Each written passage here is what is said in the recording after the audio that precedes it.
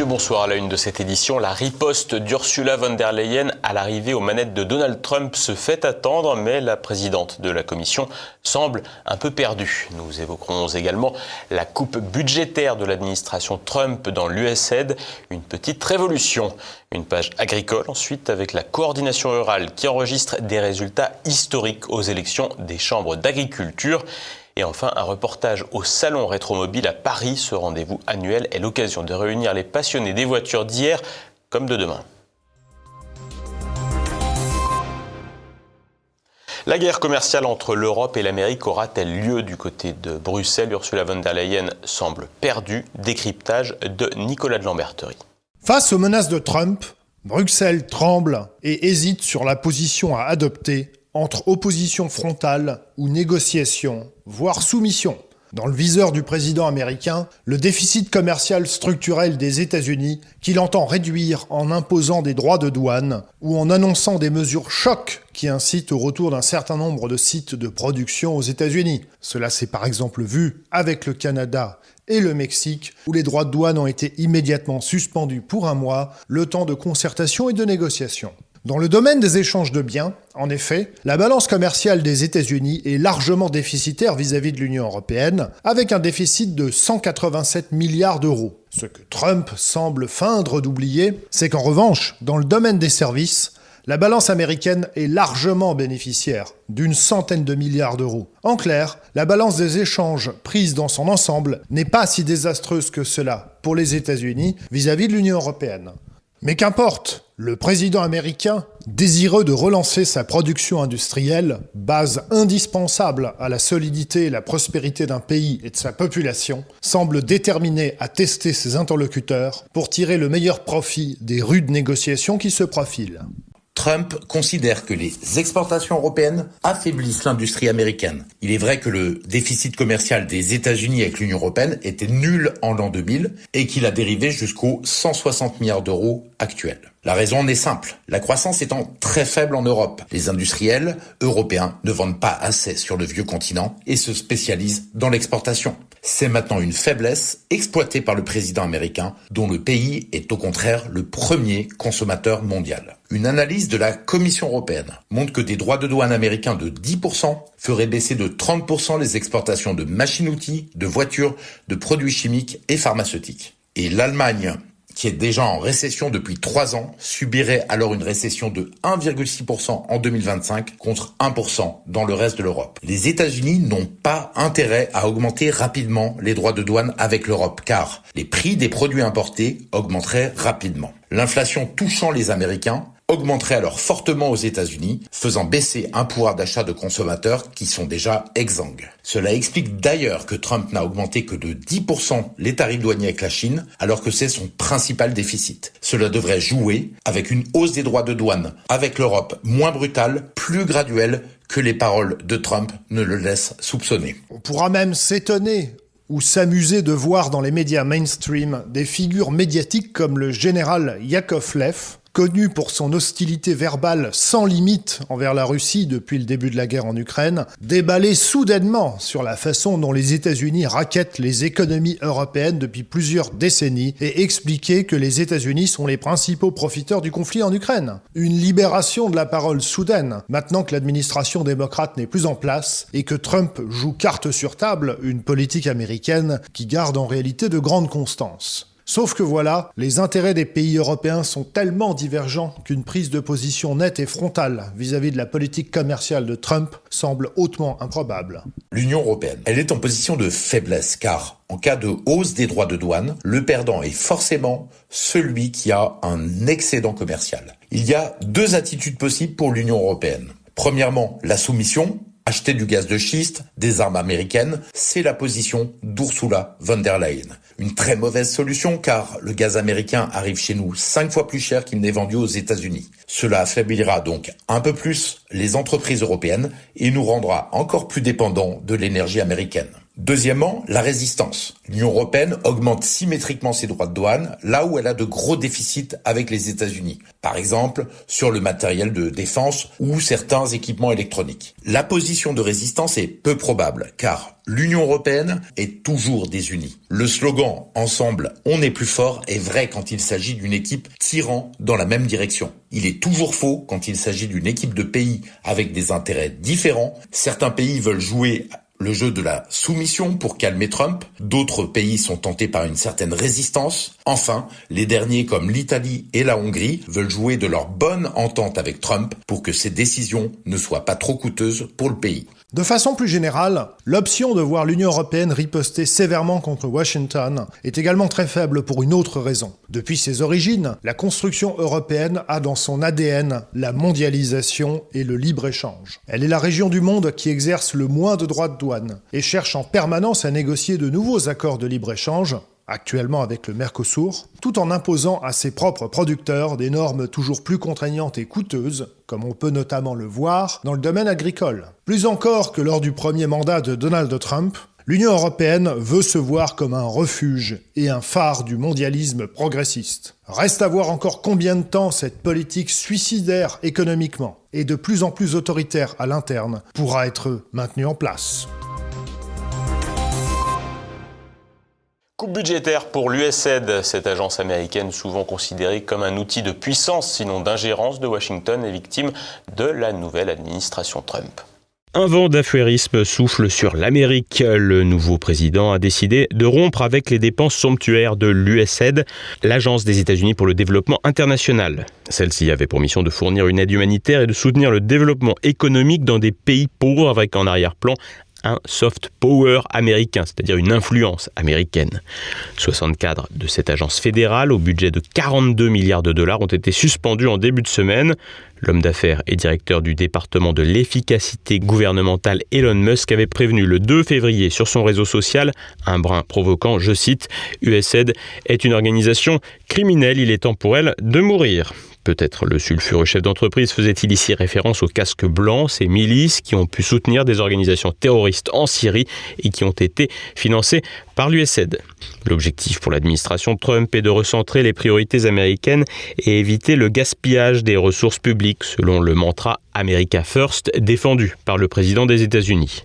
De loin, le plus grand donateur d'aide au monde, les États-Unis contribuent à hauteur de plusieurs milliards de dollars chaque année à des programmes de développement et d'assistance humanitaire. Le choix de mettre fin à cette aide pourrait ne pas être sans conséquences en matière d'influence, mais sans abandonner cet outil de soft power, le nouveau pouvoir états-unien pourrait bien le réorienter. Ainsi, c'est le secrétaire d'État Marco Rubio qui a été nommé en intérim à la tête de l'agence. Plus qu'une suppression d'agence, il pourrait donc s'agir d'une réorganisation de la méthode d'influence américaine. L'actuelle équipe à la tête de cette agence était critiquée par la nouvelle administration au pouvoir aux États-Unis qui estime que les résultats n'étaient pas à la hauteur des attentes et que l'aide étrangère était souvent mal gérée, détournée par des gouvernements corrompus ou utilisée de manière inefficace. L'administration Trump dit ainsi chercher à encourager une approche plus ciblée et plus responsable de l'aide internationale en veillant à ce que chaque dollar dépensé serve réellement les intérêts américains et ceux des populations vulnérables. L'argumentaire en faveur de la coupe dans le budget de l'USAID repose également sur l'idée de responsabilisation chère au capitalisme américain. Ainsi, Washington entend inciter les pays à mettre en place des réformes structurelles, à lutter contre la corruption et à créer un environnement propice à l'investissement privé. À long terme, cela peut conduire à un développement plus durable, plus autonome. Cela peut aussi mener à court terme à des secousses dans certains États devenus dépendants de ces aides. Dans la perspective isolationniste envisagée par Donald Trump, un tel changement de cap est logique. Reste à voir dans quelle mesure celle-ci sera réorientée, car on imagine mal Washington se priver d'un tel outil d'influence.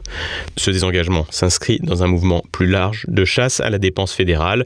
De la même manière, la CIA a lancé cette semaine un plan de départ volontaire pour les salariés après l'annonce également de coupes budgétaires. C'est peut-être là que Donald Trump pourrait faire amorcer un véritable tournant aux États-Unis en s'écartant de la voie centralisatrice de ses prédécesseurs républicains comme démocrates et indirectement en laissant plus de pouvoir aux États américains. S'il est encore tôt pour tirer des conclusions de ces premières décisions, une telle tendance pourrait véritablement bouleverser la vie politique américaine. Les agriculteurs ont voté. Après une année de mobilisation paysanne, la coordination rurale a gagné plusieurs chambres d'agriculture. La FNSEA, elle, perd du terrain. Renaud de Bourleuf. Une mauvaise récolte pour la FNSEA et du terrain gagné pour la coordination rurale. Jeudi, les résultats des élections dans les chambres d'agriculture ont été dévoilés.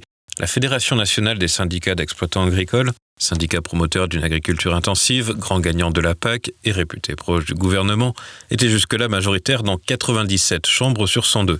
Avec aujourd'hui 83 départements, son président Arnaud Rousseau a évoqué, au lendemain des résultats, une victoire avec un goût extrêmement amer. La FNSEA et ses partenaires, les jeunes agriculteurs, seront à la tête de 80% des chambres d'agriculture, mais nous sommes effectivement en recul.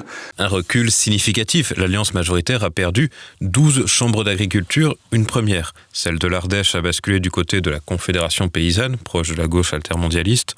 Les 11 autres sont passés du côté de la coordination rurale, syndicat indépendant qui jusque-là n'était majoritaire que dans la Vienne, la Haute-Vienne et le Lot-et-Garonne. François Devoyer revient sur cette nouvelle configuration. Le premier enseignement de ces élections, c'est le fort recul de la FNSEA qui passe sous la barre des 50%, cette barre symbolique. C'est inespéré. La coordination rurale, son principal adversaire, n'espérait pas un tel recul, n'espérait pas prendre, comme elle l'a fait, 14 chambres syndicales. Tous les résultats ne sont pas parvenus, mais l'essentiel est là. Et on sait qu'une région au moins bascule, c'est la Nouvelle-Aquitaine, et effectivement 14 chambres départementales. Donc c'est considérable. Cet échec-là, effectivement, la FNSEA ne s'y attendait pas. Donc c'est le principal enseignement de ces élections. Ainsi tout de même que le recul assez fort de la Confédération paysanne, donc le syndicat le plus à gauche. La percée de la coordination rurale est probablement due à une année de mobilisation, comme le souligne sa présidente Véronique Le Floch. C'est le résultat de tout le travail, de toute l'expression de nos agriculteurs sur le terrain qui ont démontré qu'ils ne voulaient pas mourir en silence. Depuis l'année de 2024, la mobilisation a porté ses fruits. Les agriculteurs ont mis les problèmes sur la table. Trésorerie, complexité administrative, concurrence déloyale d'autres pays, normes européennes déconnectées des réalités du terrain. De nombreuses revendications étaient déposées, la fin de la surtransposition des normes européennes, la mise en place d'un bouclier énergétique, un moratoire immédiat sur les contrôles menés dans les exploitations, ainsi que la dissolution de l'Office français de la biodiversité. Et la signature en novembre de l'accord de libre-échange entre l'Union européenne et le Mercosur, qui serait dangereux notamment pour les éleveurs, a été une nouvelle occasion de manifester. Autant de circonstances qui ont donné à la coordination rurale de la visibilité. On a eu 2 ans de crise, il faut imaginer une agriculture qui est tout de même moribonde. Il y a 2 ans, donc c'était l'effet ciseau, le fameux effet ciseau, c'est-à-dire que vous avez vos intrants, les pesticides, les engrais qui coûtent beaucoup plus cher, et puis au même moment, les prix de vos rendements, donc de la récolte agricole, le blé, le maïs, le kilo de viande, qui diminuent fortement. Donc ça, c'était l'effet ciseau. C'est il y a 2 ans, et puis cette année, on a eu un autre phénomène, ça a été des récoltes catastrophiques liées à des conditions météorologiques très dures, en particulier trop d'eau, qui a entraîné une forte baisse, en particulier sur le tournesol, sur le colza, sur différentes cultures. Le blé a fait moins 30%. Donc on a un contexte conjoncturel difficile, et puis structurellement, tout de même un mal-être profond, puisque l'agriculture est en train, je pèse mes mots, de mourir. C'est-à-dire que vous avez la moitié des agriculteurs, c'est un chiffre qui est rabâché, mais on a raison de le rabâcher, qui va partir à la retraite dans les 10 ans. Vous avez des exploitations qui ferment tous les jours. C'est un métier qui attire, hélas, de moins en moins. Je pense effectivement que cette agriculture en souffrance lourde, un des derniers moyens qu'elle a de se sauver, c'est de se tourner aussi vers d'autres représentants. Et c'est ce qui fait le succès de la coordination rurale. Mardi, le projet de loi d'orientation agricole est arrivé au Sénat. Même le co-rapporteur du texte, le sénateur LR de Haute-Loire, Laurent Duplon, reconnaît qu'il ne répond pas totalement à la colère qui s'est exprimée l'année dernière. Reste à savoir quel sera maintenant le nouveau rapport de force entre syndicats et gouvernement. Auparavant, la FNSEA était toute puissante auprès justement du ministère de l'Agriculture. Elle avait accès à toutes les informations en amont par rapport aux autres syndicats. Elle pouvait dicter effectivement à peu près toutes les directives et propositions de loi possibles.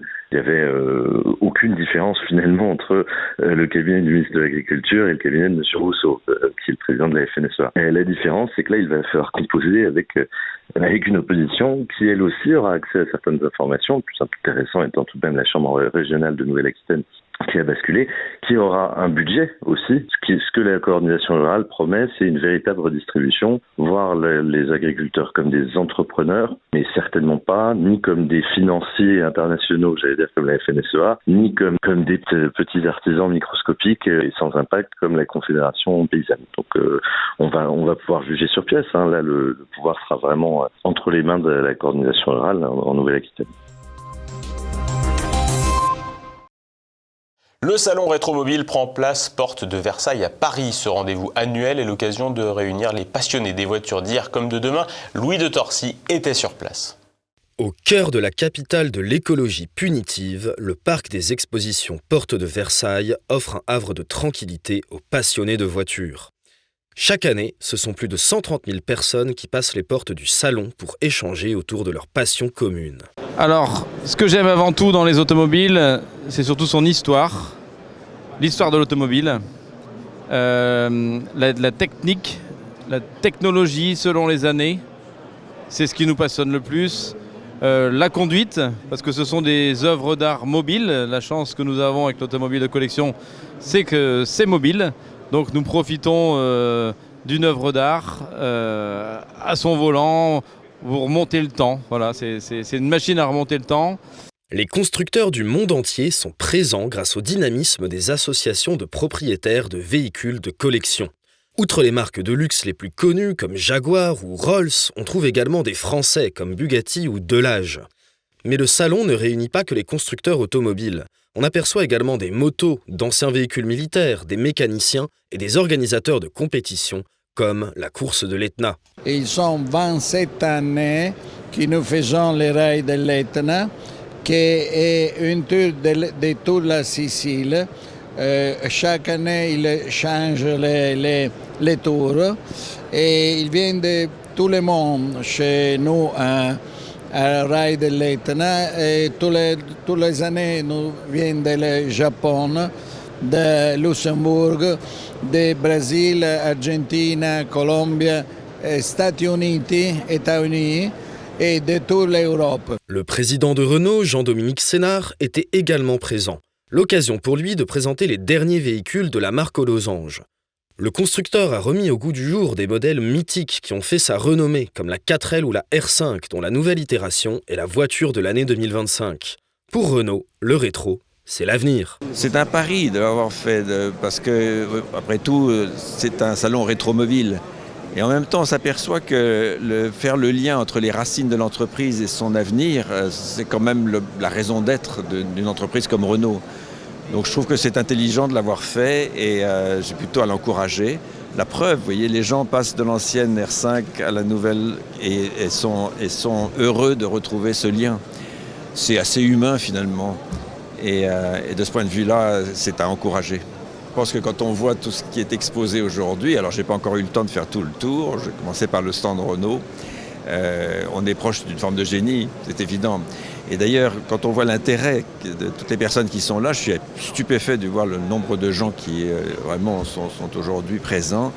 On voit bien qu'ils sont tous à la recherche, pas seulement du passé, mais simplement aussi de l'esprit et de génie technologique qui a régné dans l'automobile pendant des dizaines d'années et qui est heureusement reconnu ici. Le salon est également l'occasion de parler de l'actualité automobile avec le renforcement des zones à faible émission, ou ZFE, depuis le début de l'année. Une mesure contre laquelle se battent de nombreux députés français. Prenons l'exemple de la ville de Marseille. La ville de Marseille est classée ZFE aujourd'hui, alors que c'est le port de Marseille qui pollue pour la moitié de la ville de Marseille. Et allons encore plus au cœur du débat, prenons le cas des importations, de ces cargos qui traversent les océans pour polluer justement le monde. Ces lois emmerdent typiquement les Français. Moi je pense aux ruraux, aux habitants de ma circonscription, une circonscription rurale dans le Pas-de-Calais, qui doivent se déplacer à Amiens ou demain à Lens pour se soigner. Ils ne pourront plus parce qu'ils ont encore des véhicules effectivement d'une certaine époque. Écoutez, moi je suis ravi pour les collectionneurs qui puissent avoir une dérogation concernant les ZFE, mais ça me permet de pointer quand même l'hypocrisie totale du système, parce qu'en effet, si le système critère est fondé sur l'ancienneté des voitures, par nature, les véhicules de collection, selon la psychologie de nos gouvernants hors sol, devraient être considérés comme les plus polluants et donc être interdits. Donc moi je suis ravi pour les collectionneurs qu'ils puissent rentrer dans les ZFE, mais ça démontre l'absurdité des ZFE par nature et de la classification critère. L'actualité en bref en France. François Bayrou conforté par un sondage. Le Premier ministre a pu se réjouir de ne pas être censuré. Il a aussi dû être satisfait d'un sondage Odoxa Backbone pour le Figaro qui donne 64% de Français satisfaits de la non-censure de son gouvernement. L'étude chiffre à 66% les partisans du RN satisfaits que leur parti ne se soit pas associé à ce vote et 72% chez les socialistes. Le nombre d'interrogés qui pensent que le président sera contraint de nommer un nouveau Premier ministre en 2025 est aussi en forte baisse, passant de 86% début janvier à 62% début février. Plus d'un sondé sur deux, 56% estiment cependant qu'il y aura bien une nouvelle dissolution avant l'élection présidentielle de 2027. Enfin, le sondage classe les inquiétudes des Français dans l'ordre qui suit. En première position, le pouvoir d'achat et l'inflation, 60%. En deuxième, la lutte contre l'insécurité, 47%. L'immigration complète le podium avec 34%, juste devant la dette, 33%. Les collectivités locales mises à contribution par le gouvernement. Selon le budget adopté jeudi, après le 49.3, les mairies, départements et régions devront assumer un effort de 2 milliards d'euros. À titre d'exemple, la région socialiste Nouvelle-Aquitaine renoncera à l'achat d'une dizaine de trains neufs, où la région LR Île-de-France, dirigée par Valérie Pécresse, gèlera en 2025 le financement des projets lancés avec l'État. De nombreuses collectivités devraient couper dans le financement aux associations. Reste à savoir quelles associations seront visées. Faites ce que je dis, pas ce que je fais, alors que les députés doivent étudier dans les prochains jours une proposition de loi visant à lutter plus efficacement contre le narcotrafic. France Info a publié jeudi une enquête sur les nuits à l'Assemblée nationale, des orgies où la drogue circule à flot. Le phénomène a été médiatisé mi-octobre lorsque le député La France Insoumise Antti Gerbrat avait été arrêté alors qu'il achetait de la 3-MMC, également appelée la cocaïne du pauvre. Des emplettes faites avec ses frais de mandat, un détournement d'environ 25 000 € de vos impôts. À croire que la publicité du ministère de l'Intérieur contre la drogue lui était destinée. Mais selon l'enquête, le cas d'Antti Gerbrat ne serait que la partie émergée de l'iceberg. Plusieurs députés et collaborateurs parlementaires auraient affirmé anonymement qu'avec leur rythme qu'ils disent effréné, ce qui est faux, la drogue les aiderait à tenir. Selon le député socialiste Arthur Delaporte, qui lui-même assure ne pas consommer, la dissolution et l'instabilité qui a suivi auraient augmenté le stress et la tension. Selon ses mots, la violence a été institutionnelle mais aussi psychique. Pauvre chaton. Plus de négresse à Biarritz. Jeudi, la cité balnéaire basque a vu la cour d'appel de Bordeaux statuer contre le nom du quartier dit la négresse, invoquant le caractère, je cite, dévalorisant et attentatoire à la dignité humaine. Une association spécialisée dans la pleurniche et répondant au nom de Mémoire et Partage s'était ainsi saisie de cette affaire qui aura, à défaut de changer la vie des Biarros, permis de participer à l'engorgement des tribunaux. Le conseil municipal, qui n'avait pas envie de se plier aux injonctions de l'association, va donc devoir abroger 2 délibérations de 1861 et 1986, ayant baptisé de ce nom un quartier et une rue de la ville. Il dispose de 3 mois pour décider de modifier le nom. L'actualité internationale en bref. Après les États-Unis, au tour de l'Argentine de cibler l'OMS mercredi à Buenos Aires, le président Javier Milei a annoncé le retrait de l'Argentine de l'Organisation mondiale de la santé.